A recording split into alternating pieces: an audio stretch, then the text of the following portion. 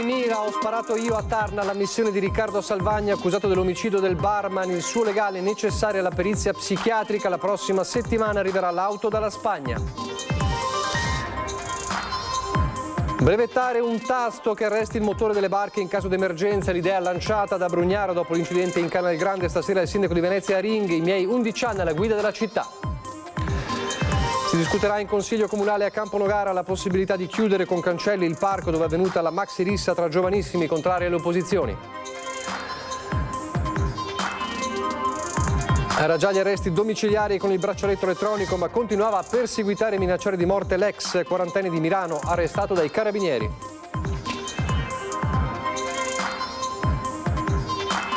A Marghera la commemorazione del giorno del ricordo, tante le testimonianze commossi di chi ha vissuto la tragedia delle foibe e il dramma degli esuli istriano-dalmati. Il Carnevale di Venezia fa tappa a Cortina e si conferma ambasciatore culturale della città, mentre le Marie anche quest'anno sono dedicate alla pulizia di Masegna e Nissioetti insieme ai volontari della associazione. In queste ore la sfilata.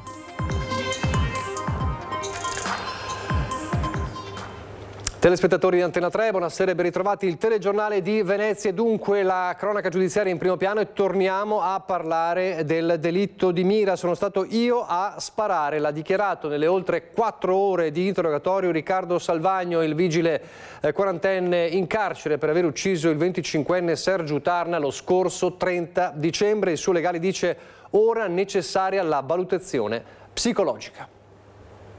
Salvagno ha ammesso di aver lui esploso il colpo d'arma da fuoco.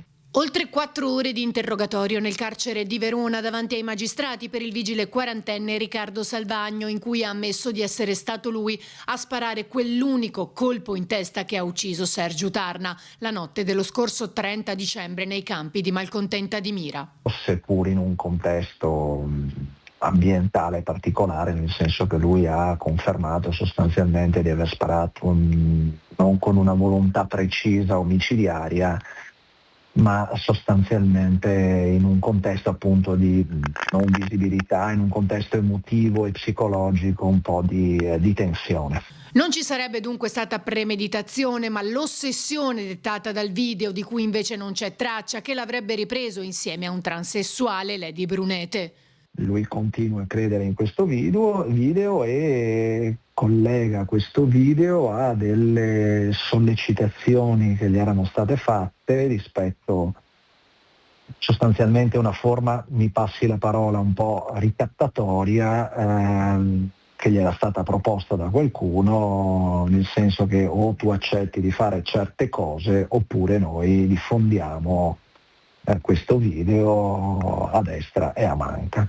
Questa è la sua versione. Sarebbe stato questo a fargli perdere la lucidità in quelle ultime settimane prima di uccidere il 25enne, motivo per cui sarà richiesta una perizia psichiatrica. Io ho già nominato un consulente che farà delle prime valutazioni, presumo che pari valutazioni lo stesso pubblico ministero riterrà opportuno disporle su entrambi gli indagati, presumo, e questa è una linea di lettura ovviamente di necessitata interpretazione che noi dobbiamo dare al comportamento di un soggetto, quindi è ovvio che l'analisi criminologica e psichiatrica è necessaria. Durante l'interrogatorio, inoltre, Salvagno avrebbe nuovamente dichiarato di aver lasciato la pistola nel cassonetto. E ha confermato che trattasi di un cassonetto nei pressi dell'aeroporto di Valencia,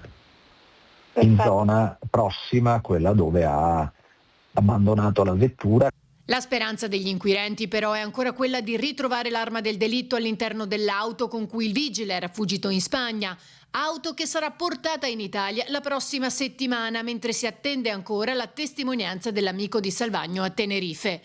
Da chiarire inoltre se Salvagno abbia effettivamente minacciato l'amico vescovo, considerato il suo complice ora in carcere a Treviso, dicendogli: se parli ammazzo te e la tua famiglia. Entrambi i legali però devono approfondire. Una affermazione fatta da vescovo e che si riferisce al momento in cui Salvagno l'avrebbe lasciato a casa. Adesso quanto ci fosse di serio in quelle minacce sinceramente non lo so, sicuramente la concitazione di quei momenti può lasciare adito a comportamenti che magari non corrispondevano a quella che era una reale volontà. Se posso prendermi io la responsabilità, escludo in maniera categorica che Salvagno abbia minacciato Vescovo di alcunché, anzi Salvagno si è in più occasioni dopo di fatto scusato con Vescovo. L'ipotesi potrebbe essere quella di brevettare un tasto che arresta il motore delle barche in caso di emergenza. Stiamo parlando dell'incidente in Canal Grande, 9 feriti, una tragedia sfiorata, ne stiamo parlando proprio in questi giorni, e questa ipotesi, questa idea è lanciata dal sindaco di Venezia Luigi Brugnaro, ospite degli studi di Ring. Sono state vittime. Esatto, ho vissuto 13 anni fa la tragedia di Vogel, quindi ricordiamo bene. Devo dire che forse, ecco, ma in quei momenti non ti viene in mente, forse provare a girare la chiave per spegnere il motore avrebbe rallentato forse l'elica, ma bisogna vedere anche se il guasto in qualche modo ti consentiva di farlo. Non so se io avrei avuto la stessa prontezza. Può capitare, insomma, cioè sono incidenti, se succede su una città normale, esatto, è chiaro. A Venezia tutto colpisce, no? Certo. È cominciata inevitabilmente dall'incidente del motoscafo a Lillaguna domenica in Canal Grande. L'intervista del sindaco di Venezia Luigi Brugnaro, ospite a Ring del vice direttore Ferdinando Avarino, e su uno di quegli interrogativi che in queste ore tengono banco. È possibile dotare le barche di contromisure che possano essere messe in campo in casi come questi? Perché noi stiamo facendo anche grandi sperimentazioni, per esempio sull'elettrico, eccetera, però alcune cose non le abbiamo ancora messe a sistema proprio perché bisogna fare sperimentazione. Ma per capirci forse bisogna vedere se è possibile un tasto di emergenza o qualcosa per spegnere il motore in maniera tale, però comunque hai l'abbrivio, l'abbrivio si chiama, ovvio. cioè è il fatto che la barca comunque continua. Orologio alla mano dall'inizio del guasto a Lancione all'arresto della sua corsa all'altezza del Rio del Fontego dei Tedeschi è trascorso meno di un minuto, un tempo ristrettissimo che dà l'esatta misura di quanto le decisioni prese in quei secondi richiedessero freddezza e conoscenza della navigazione. Per questo Brugnaro sottolinea la bravura di tutte le persone che sono rimaste coinvolte in una vicenda che poteva avere conseguenze molto gravi, a partire dal pilota di Lillaguna. È stato molto bravo perché si vede a un certo momento, se guardate il filmato con calma, che a un certo momento addirittura accelera la barca. Io credo che abbia ragione, che sia incastrato qualcosa, probabilmente appunto o la guaina o qualcosa del genere. È stato bravo, lui ha strisciato il ponte per rallentare la velocità e poi è andato proprio sull'angolo del palazzo sapendo dove doveva andare per fermarsi. Ma ripeto, applaudo a lui per come si è comportato, a tutti gli altri, quelli delle gondole, dei tassisti, tutti sono stati grandi gesti anche di aiuto. I mezzi di soccorso sono arrivati, la polizia locale credo in qualche istante, perché presidiamo completamente tutto. E intanto sulla vicenda ovviamente la procura indaga per naufragio colposo e arrivano le prime interrogazioni dell'opposizione in comune. Naufragio colposo. Con questa ipotesi di reato la Procura della Repubblica di Venezia ha aperto un fascicolo sulla serie di incidenti provocati da Lancione a Lillaguna in Canal Grande. Al momento non ci sono iscritti nel registro degli indagati. I mezzi coinvolti sono sotto sequestro, gondole comprese, ma è dalle verifiche tecniche al motoscafo che si aspettano le risposte più importanti. Cosa sia accaduto a Lancione, per quale motivo e se fosse prevedibile. Proprio premettendo che la Procura ha aperto un fascicolo e che la richiesta viene presentata a prescindere dagli eventuali profili penali della vicenda, il consigliere comunale d'opposizione Marco Gasparinetti ha presentato un'interrogazione a risposta scritta all'assessore Michele Zuin. Gasparinetti chiede se per i mezzi adibiti al trasporto pubblico di linea in Canal Grande, a CTV e a Lillaguna esista allo stato attuale l'obbligo normativo di essere dotati nella plancia di comando in posizione immediatamente accessibile di un dispositivo o comando di arresto in caso di guasti. Su questo e su un'altra questione di cui si dibatte in queste ore abbiamo chiesto direttamente al presidente di Lillaguna Fabio Sacco. Purtroppo siamo in acqua, quindi non esiste un freno. Sono situazioni che auguro a nessuno di provare, frazioni di secondo dove devi decidere di fare qualcosa. Se hai, come dire, il timone in mano difficilmente puoi fare altre cose. Ribadisco, molto difficile. Riguardo la critica, diciamo, era una corsa bis, perché normalmente nelle corse invece quelle diciamo cadenzate e programmate le persone sono due. Ma per spegnere il motore dice che non sarebbe andato in inerzia con tanta facilità, diciamo, non si sarebbe fermato. Allora, comunque il motore avrebbe sicuramente rallentato, quando si spegne il motore è ovvio che si va più piano, però è facile criticare quando non si è sul posto nella situazione. Dunque un tema caldo, quello del trasporto acqueo, ne ha parlato, l'abbiamo visto nel servizio precedente, Luigi Brugnaro a Ring, una intervista con Ferdinando Varino che potrete vedere questa sera a partire dalle 22, ma ve lo ricorderò. Ovviamente ha parlato di tantissime cose Brugnaro, i suoi 11 anni alla guida di Venezia, quindi da non perdere l'intervista al sindaco di Venezia. Era agli arresti domiciliari con il braccialetto elettronico dallo scorso 31 gennaio, ma è stato arrestato dai carabinieri. L'uomo, un quarantenne di Milano, è infatti accusato di minacce gravi nei confronti della ex compagna che continuava dal 2021, anno in cui si erano lasciati. Il quarantenne avrebbe ripetutamente contattato l'ex compagna attraverso messaggi intimidatori con minacce anche di morte e foto di Cappi con la scritta "ora mi uccido". Messaggi e foto che sarebbero stati mandati anche ad altre donne. Dopo l'indagine l'uomo è stato condotto in carcere a Venezia. E poi c'è ancora la maxi rissa tra giovanissimi a Camponogare. Si discute il punto, uno dei punti chiave è quello della chiusura del parco con un recinto. Chiudere solamente che il parco non ha un grosso seguito, perché temiamo che gli episodi si spostino da un'area a un'area del comune. Si discuterà nel Consiglio Comunale, previsto nelle prossime ore, di chiudere, recintare il parco Parolini, luogo dove è avvenuta la violenta rissa tra bande di ragazzi, anche minorenni, e che ha mandato in ospedale 5 minori e una ventenne, attualmente tutti denunciati dai carabinieri. È convinto il sindaco Fusato che così facendo si possa scongiurare il ripetersi di situazioni simili. Non la soluzione migliore invece secondo l'opposizione, che teme che il problema possa spostarsi altrove. Se da un lato si pensa di installare cancelli e recinzioni attorno al verde pubblico, dall'altro c'è la necessità di trovare i fondi per poterlo fare. Riceviamo molte segnalazioni di cittadini che durante le notti ragazzi corrono, sbraitano e fanno episodi simili, distruggono. Quindi di conseguenza porteremo questa insieme alla sicurezza in Consiglio Comunale. Continuano intanto le indagini dei carabinieri per identificare tutti i giovani coinvolti nella vicenda. Oltre ai 5 già denunciati sarebbero intervenuti altri ragazzi, una dozzina in totale.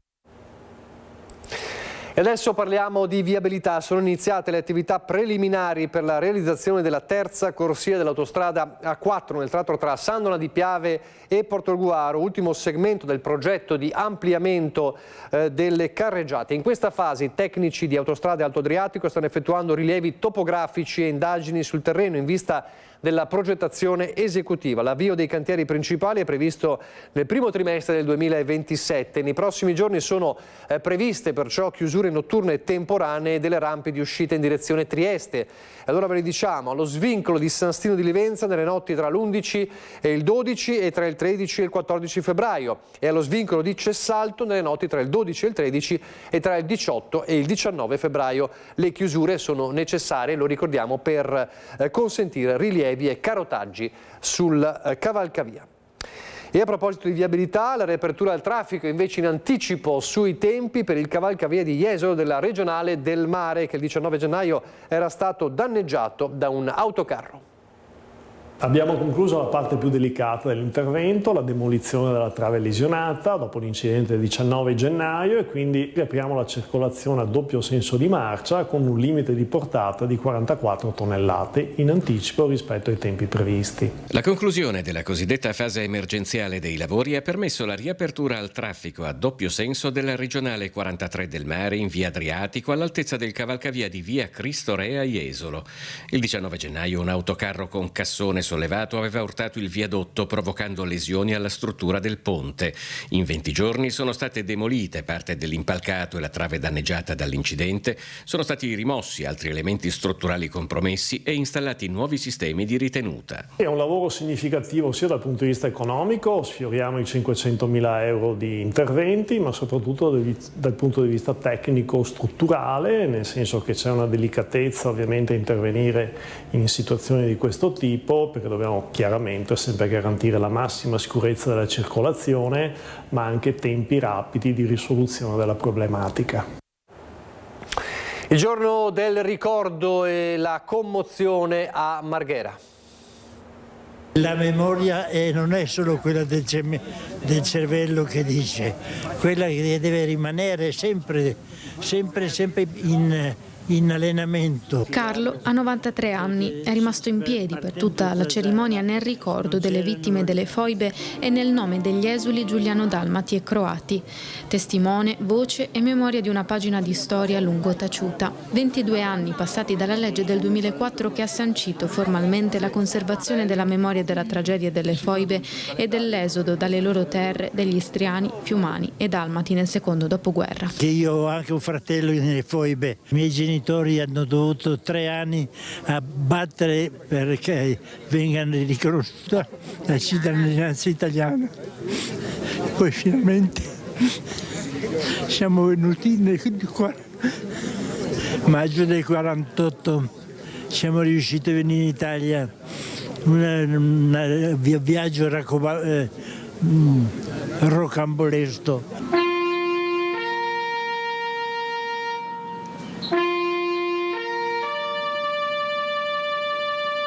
La famiglia è di Pirano, uno dei comuni più vicini al confine con l'Italia, con Trieste, ed è una storia di esuli. Mio padre dopo la guerra fu costretto ad andare in Svizzera, io sono nato in Svizzera, porto un nome croato, abbiamo girato un po' tutta l'Italia e devo dire la verità, il Veneto e Venezia sono una città nella quale mi sono trovato più a mio agio. In piazzale Martiri Giuliani e Dalmati la commemorazione con le più alte cariche della regione e del comune, la deposizione della corona e gli onori alla memoria delle vittime.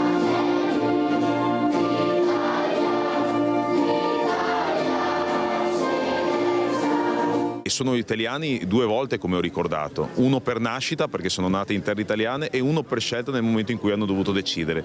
È una lezione importante per leggere la storia, rileggerla e capire quanto una grande città, appunto metropolitana, come dico sempre, abbia tante comunità, tante situazioni anche storiche. Questi sono nostri fratelli. Voi che avete facile la domanda ci aiuta.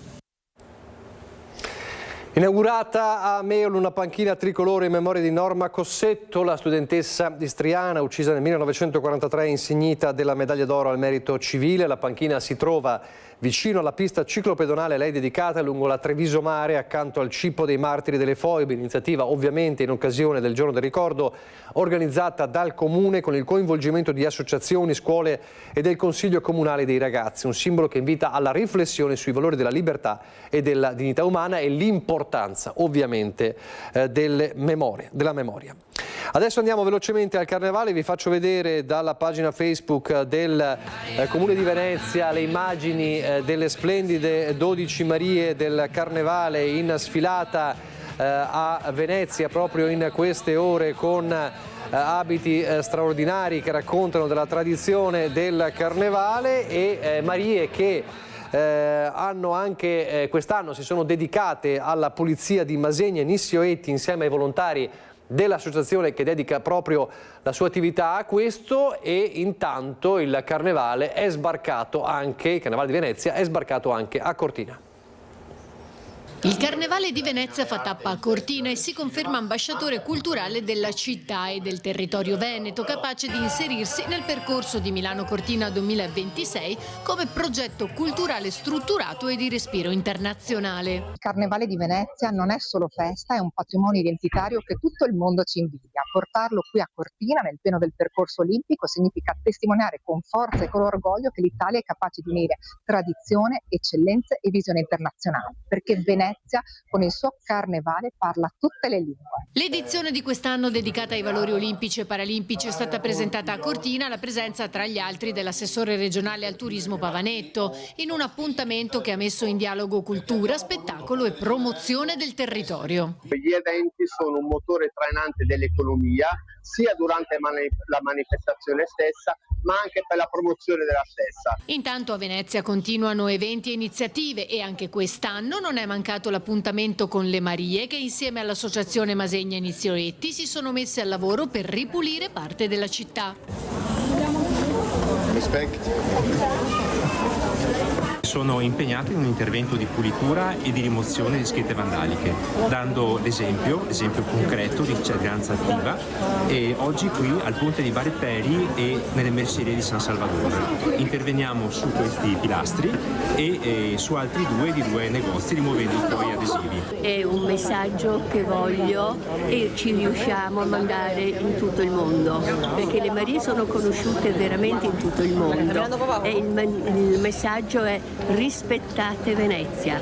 Tutti gli ospiti, tutti i cittadini devono rispettare Venezia perché è unica al mondo, e dobbiamo ringraziare una grandissima associazione, i Masegni Inizioletti, che sono tutti volontari e il loro tempo libero lo dedicano a pulire Venezia.